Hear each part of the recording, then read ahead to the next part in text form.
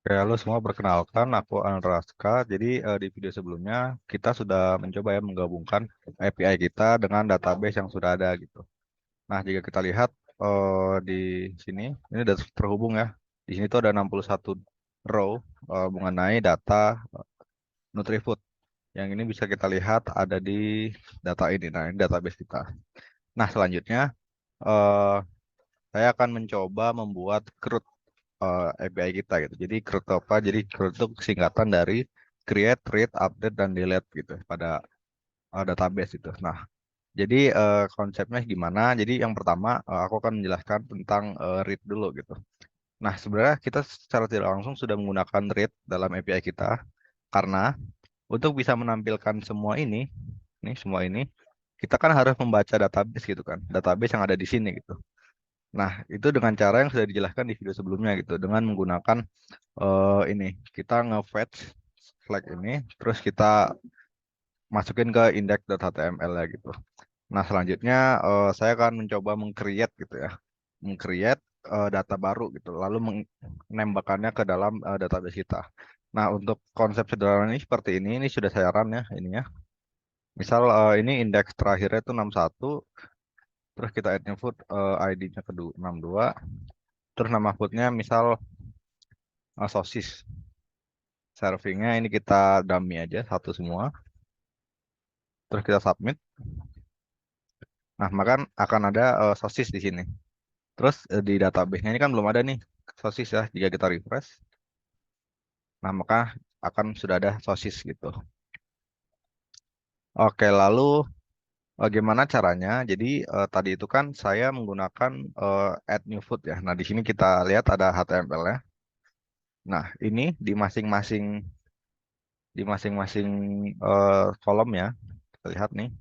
Ini sudah saya beri tanda gitu. Sudah saya beri tanda, terus saya namai dengan masing-masing namanya di sini. Nama dan ID-nya gitu. Nah, jadi ketika kita submit, maka semua data ini akan diambil lalu ditembakkan ke database gitu. Nah, cara nembakinnya gimana? Kita pakai root add food gitu. Nah, untuk rutenya itu cukup sederhana ya. Itu nanti bakal ngambil semua data sesuai kolomnya nih di sini, disimpan di variabel yang sesuai namanya juga, lalu di execute command SQL ini. Gitu. Lalu setelah di execute, di commit, dan di close, dan setelah itu di redirect gitu. Nah, kalau sudah bakal sukses seperti yang tadi itu.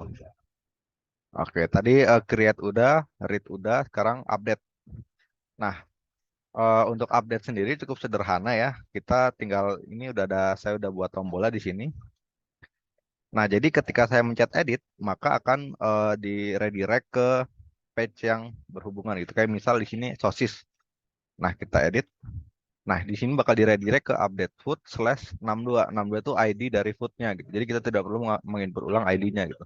Nah, kalau kita lihat kodenya, di update, ini bakal gini, rute endpoint-nya gitu.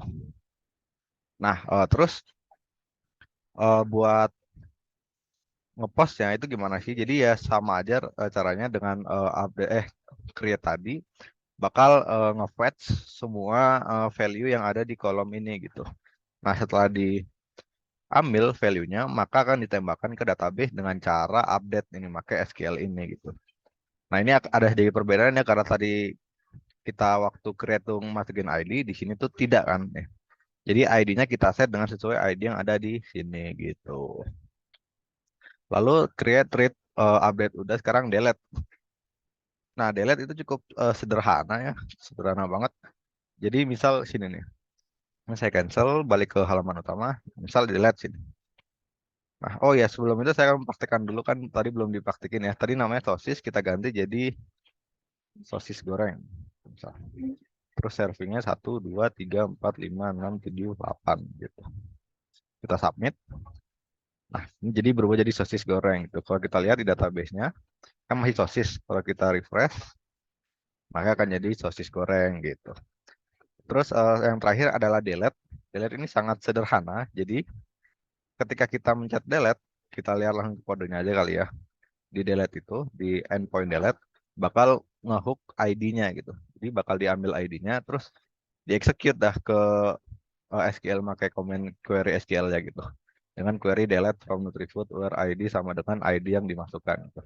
Jadi, misal di sini ketika saya mencet delete ini, maka ID dari ini akan diambil lalu dieksekut dengan menggunakan komen tadi gitu. Kita contohin aja langsung delete.